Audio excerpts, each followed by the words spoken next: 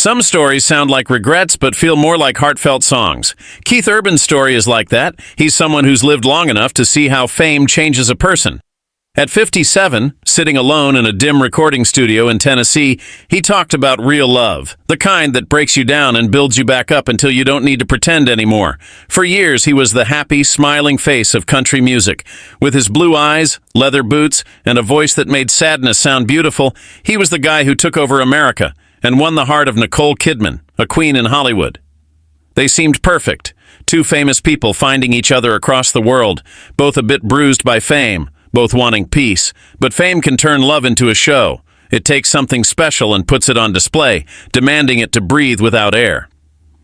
Keith and Nicole have been married for almost 20 years, which is amazing in a world that chews up its stars. They always looked great together at events, but underneath the smiles there was always a tension, a hidden cost. Every song he sang on stage carried the weight of nights spent apart. Each cheer reminded him of a home he missed. He later admitted that even in packed arenas, he sometimes felt like he was performing inside a noisy box. Fame, he said, isn't freedom. It's just a louder kind of loneliness. So, when Keith finally spoke honestly about his marriage, it wasn't drama, it was grace. I loved her more than I knew how, he said, and sometimes love changes. It doesn't die, it just doesn't need to prove itself. People expected scandal, cheating, something juicy. Instead, they got a guy telling the truth about what it means to love in the long shadows of perfection. The story that followed, his rise to fame, his internal battles, his marriage, his struggles, isn't just about one relationship. It's about someone learning how to stay open even after fame has broken him. It's about a regular guy from Caboolture who just wanted to play guitar and learned that every bit of success comes with a bit of sacrifice now. Keith Urban isn't chasing applause, he's chasing honesty. He's not singing to be liked, he's singing to be understood. And as he strums his guitar in that quiet Tennessee studio, you can hear it. The sound of someone who has stopped performing for the world and started talking to himself. This isn't a story of falling from grace. It's a story of someone finally choosing to be real. And that's where the song really begins. A confession wrapped in music, a truth that took a lifetime to find. Before the fame, before Tennessee, before anyone screamed his name in arenas, there was just a kid. He sat cross-legged on a rug in a small house in Australia, his fingers tracing a guitar. The air smelled like dust and eucalyptus trees. Outside, bugs buzzed, almost keeping time for him. Back then, Keith Lionel Urban, son of Robert and Mary Ann, was figuring out that songs could be both an escape and a mirror. He was born in New Zealand in 1967, but grew up in a quiet, working-class town in Queensland. His dad sold tools now and then. His mom loved country records, and their house was always full of American music. Glenn Campbell, Don Williams, Merle Haggard, their sounds floated in like sermons. Keith didn't just hear the songs, he could see them, the stories, the pain, the strength. The songs told him that everyday lives could be something special if you played them right. At 4, he picked up a toy guitar. At 6, a real one. His dad told him if you want people to listen, make them feel something. So Keith practiced until his fingers bled and then kept going. If he couldn't afford strings, he figured out how to make the old ones sound good. Every night, the small living room became his stage, and his parents cheered him on, along with neighbors who listened from across the fence. He wasn't dreaming of being famous. He was dreaming of belonging, of finding a place where the songs inside him matched the world around him. School was tough. Shy and awkward, he got teased for his accent and his love of American country music. While other kids played sports, he learned guitar riffs. Teachers thought he wasn't paying attention. His classmates thought he was weird. But guitars didn't judge him. They became his first real friends. Music, he once said, was the only language I didn't mess up. By 9, he was in local talent shows, singing country covers in a voice too soft for his size but too honest to ignore. The judges smiled and his parents beamed. Even when he won, Keith didn't go wild. He went home, sat by his window, and went over every mistake, every missed note, determined to get better. That drive for perfection, both a gift and a curse, started young. When he was 12, his dad mortgaged their house to buy him a better guitar. It was a crazy, brave thing to do. Make it worth it, his dad said. Keith never forgot it. After school, he spent hours watching Chet Atkins videos, copying licks until his fingers cramped up. The guitar became a safe place from everything he didn't understand. By 15, he was playing in bars, the youngest guy in rooms full of smoke, laughter, and regret. He was too young to drink, but too old to be a dreamer. Night after night, he stood on sticky floors, singing to half-interested strangers who clapped out of habit. But even then, he played like the whole world was listening. He said you figure out who you really are on those nights, whether you're doing it for love or just applause. Those smoky bars were where he first found himself, the song hidden inside the performer. He figured out how to make sadness sound pretty, turn longing into a melody, and silence into a rhythm. Every chord he struck was a screw you to being small and unknown. He wasn't running away from home, but toward the life he knew was out there. When school ended and his friends went off to safe jobs and normal lives, Keith packed a bag, his guitar, and a dream. He kissed his mom, hugged his dad tight, and promised, "I'll make it worth it." Then he left Caboolture with nothing but faith that songs could save him from disappearing. He didn't know then it would save him over and over from loneliness, failure, even himself. Tennessee. The word just sounded like destiny to a kid from Caboolture. It meant the promised land, where people turned hurt into songs and called it country music. But when Keith Urban finally got there in 1992, the dream looked different up close. It wasn't shiny, it was gritty, tough, and smaller. He was 24, broke, and nobody knew him. The streets were full of musicians chasing the same dream. Every bar, every open mic night was a battle for hope. He stayed in cheap apartments with thin walls where the hum of air conditioners mixed with the strumming of guitars. He made demos for other singers, played backup for artists who barely noticed him, and sold his gear more than once to pay rent. But even when money ran out, the songs didn't. He carried them inside him like breath. It's not hope that keeps you going, it's hunger, just plain hunger. Keith's early days in Tennessee were a trial by fire. He started a band called The Ranch, three guys united by desperation and a shared dream. They played dive bars, local festivals, anywhere that would pay in beer or applause. Crowds were small and uninterested, but Keith played every note like he was already a star. The nights blurred together, loading equipment at dawn, writing songs in motel rooms, staring at leaky ceilings. When exhaustion hit, he drowned it in alcohol. It seemed harmless at first, then necessary. The loneliness of the road can make a guy trust the wrong friends, and the bottle became his most loyal companion. In 1999, after almost 10 years of grinding, things finally broke open. His self-titled U.S. debut album, Keith Urban, hit the radio like a lightning bolt. His sound was different, not twangy like typical country, not polished like pop. It was raw, emotional, and powerful. Songs like But for the Grace of God and Where the Blacktop Ends became anthems for dreamers who were tired of pretending. Critics called him the new face of country, but what they really meant was that he sounded human again. Fame started to peek around the corner. The ACM named him Top New Male Vocalist, and the CMA gave him the Horizon Award. He smiled, but inside he was scared. For the first time he had something to lose. The business that used to ignore him now expected him to be perfect. Every lyric was checked, every move judged. The cheers were louder, but so was the pressure. He spent countless nights in studios chasing the sound that made him famous, that mix of country grit and rock and roll that nobody could copy. But fame, like fire, needs fuel. When he ran out of steam, he went back to the bottle. That same fire that made him appealing on stage messed him up when he wasn't. He laughed harder, partied harder, worked longer, all to quiet the nagging doubt that he didn't deserve any of it. Then came the night that changed everything. A charity thing in Los Angeles in 2005. The place was full of stars, but none shone brighter than Nicole Kidman as she walked past him. She was class mixed with a quiet sadness, a mix of strength and weakness. He introduced himself with a nervous smile, and she smiled back with a warmth that melted his defenses. She didn't see the fame, Keith would say later. She saw the real person underneath. They clicked instantly. Both had felt lonely at the top. Both knew what it was like when the applause stopped. For the first time in years, Keith felt seen. His songwriting changed. It got softer, more hopeful. The songs weren't all pain. There was hope for healing. Love became his inspiration and his cure. But the past doesn't just disappear when a better tomorrow shows up. As their relationship got serious, his addiction followed him. Even as he fell in love, he was still falling apart. But when Nicole looked at him, he saw a version of himself that could still be saved. She gave me the guts, he said, to stop surviving and start living. By the time they got married in 2006, Keith Urban was at a crossroads, one hand holding a guitar, the other reaching for salvation.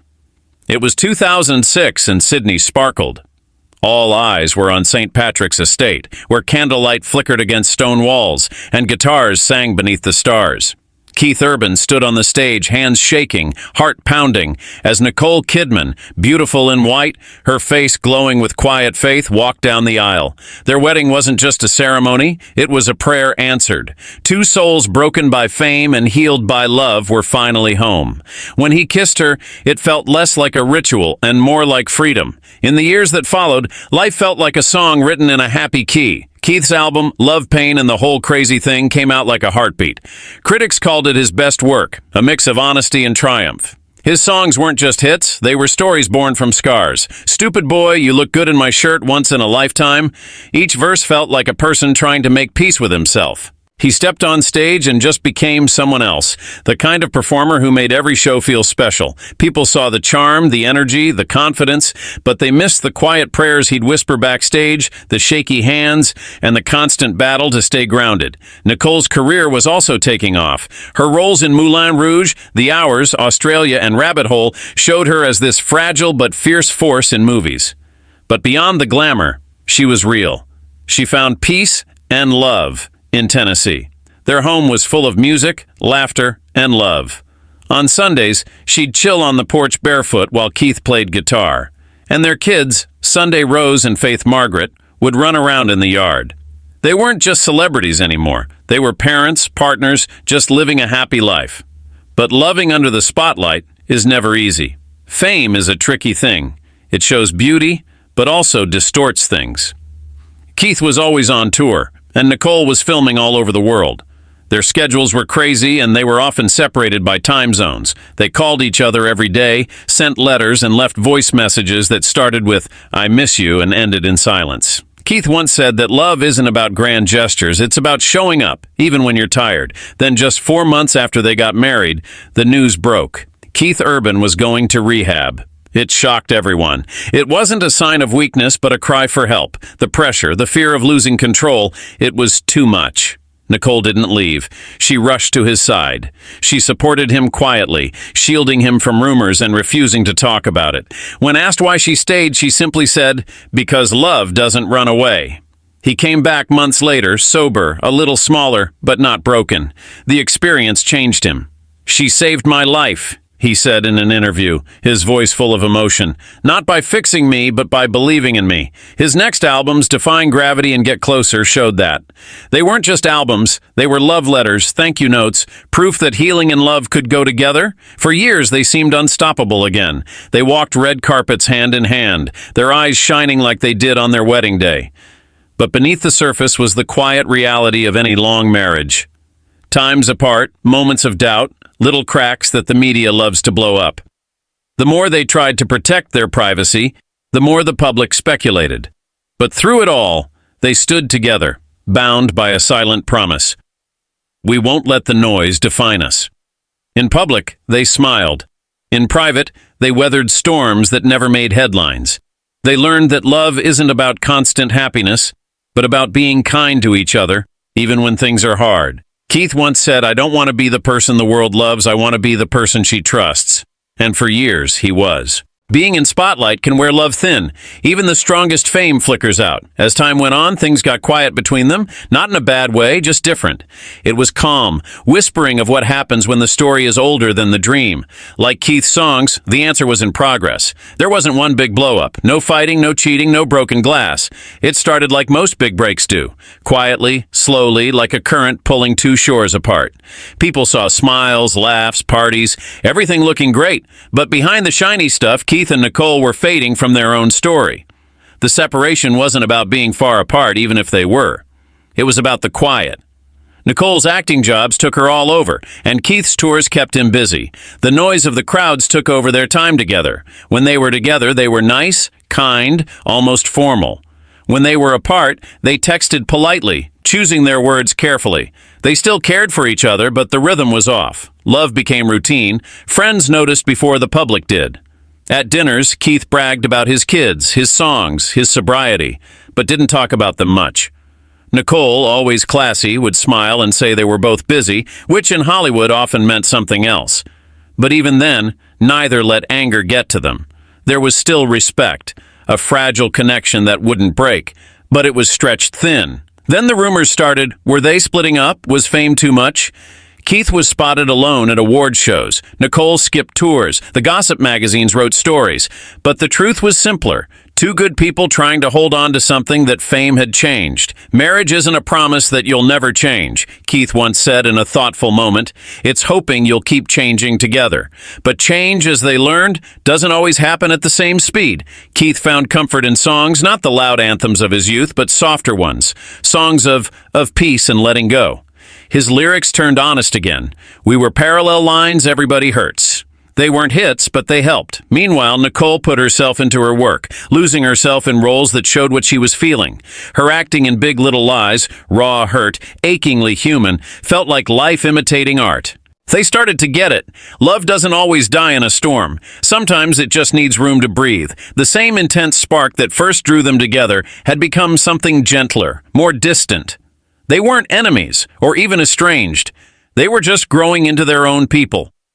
Keith, now in his 50s, talked more about acceptance than romance. He said love changes, and when it does, you can either fight to keep it the same, or you can care enough to let it become what it needs to be. It wasn't said with sadness or relief, just peace. By 2023, their quiet separation was obvious. People saw them together less, they talked less, and there were fewer photos of them holding hands. They weren't hiding anything. They were just living a new reality. When someone asked Nicole if they were still together, she smiled, her eyes bright, and said, "He'll always be my family. That's all I'll say." It was an answer that ended and respected their story. For Keith, the word family became sacred. He wrote about it, talked about it, and lived his life around it. The breakup wasn't a disaster, but a change. The slow, beautiful process of letting go with respect. There was no villain, no betrayal, no dramatic ending, just two people who had gone as far as they could together, each grateful for the path they'd shared. To the public, it might have looked like the finish, but to Keith, it was different, a sad little ending. A song without a final note. Some loves aren't meant to last forever in the same way, but if they made you better, they never really end. And with that, he closed the door on a chapter that had made him both famous and human, not with anger, but with kindness. As the noise died down and the media found new stories, Keith Urban was calmer, more stable, and different. The guy who was once known for spotlights and sound checks started to want something new. Quiet, not emptiness, but peace. For the first time since he was young, he could hear the silence between the notes. He could breathe without applause. And in that quiet, he started to understand what all the pain had been trying to teach him. He spoke softly when asked about Nicole. "We went through a lot of fire together," he said, "and sometimes coming out of the fire doesn't mean leaving each other. It just means you've learned what the fires were trying to show you." His words weren't rehearsed, they were real. Keith, nearing 60, had stopped running from himself. He didn't need to be the perfect husband, the flawless artist, or the sober guy anymore. He just wanted to be real. In conversations, he started sharing bits of his struggles, not with booze like before, but with what he expected from life. When you're young, he'd say, you think success fixes everything. Then you get it, and it just makes things worse. Your fears get louder and your doubts get stronger. For years, he thought love would make him whole. Now he got that love wasn't supposed to complete you. It was supposed to show you who you were before the world told you who to be. The truth he finally faced wasn't about cheating or failing. It was deeper. "I used to think love was about holding on," he said once during a show, his voice a little shaky. "Now I think it's about knowing when to let go and still wanting the best for them." The crowd was silent, some wiping away tears knowing they were seeing something real. Not a performance, but a man dropping his last guard. He put that understanding into his songs. His newer stuff traded fancy production for honesty. In one song, The Hard Way Home, he sang about forgiving without naming names, about healing without pretending it didn't hurt. Fans noticed right away. This wasn't the Keith Urban who used to sing about wild love and carefree fun. This was the Keith Urban who'd lived enough to know that peace often followed letting go. Even Nicole's presence, though distant, stayed in his words. They raised their kids well, celebrated milestones together, and shared quiet smiles at events where the past could have felt heavy, but it didn't. When asked about her, he always spoke fondly. "She believed in me when I didn't," he said. That kind of love doesn't disappear. It just changes. He started talking about emotional sobriety, the idea that healing isn't just about avoiding what hurts you, but learning to live fully without needing to numb yourself. The hardest thing to break is the need to control, to think you can mold life into what you want, he explained. You can't. You just have to keep showing up honestly every day. The simple, deep truth was this. Keith Urban had stopped acting for survival. Every lyric, every note, every word he shared was now an act of being. He wasn't chasing approval anymore. He was practicing commitment, not to fame, not even to love, but to life itself. He told one interviewer, "I used to think joy was applause. Now I think it's being able to go home, sit with yourself, and not need anyone to tell you who you are," and that became his new mantra. Quiet, bright, and hard-earned. These days in Tennessee, people saw him as more relaxed and at peace. He still laughed a lot, made jokes, and performed like he was obsessed, but his music had a calm vibe, like a storm that had learned to chill. When he sang, it wasn't to show off what he'd been through, but to encourage others that they could make it too. Maybe that was the most real thing of all. The cool thing about Keith Urban's story wasn't fame, success, or even love, but forgiveness for himself, for the past, for the kid who thought happiness was on a stage. He found it in quiet instead. The crowd was already standing before the last note faded. But Keith Urban didn't move. He just stood there with his guitar hanging by his side, sweat shining on him. He looked at the crowd, thousands of faces waiting for him to say something, anything. But for the first time, he had nothing left to prove. The lights felt hot, and he realized how long he'd been in them. The stage had been his safe place, his battleground, his place to confess, but tonight it felt different. It felt like an end. He smiled slightly, then leaned into the mic. "Thank you," he whispered, his voice cracking, "for listening to my story." The crowd went wild, but Keith barely noticed. He was somewhere else, back in Caboolture, a barefoot kid strumming an old guitar, hoping music could save him. He was right. It did. It always had. At 57, Keith Urban had become the calm guy behind the star. His fame wasn't as loud, but his inner light was still bright.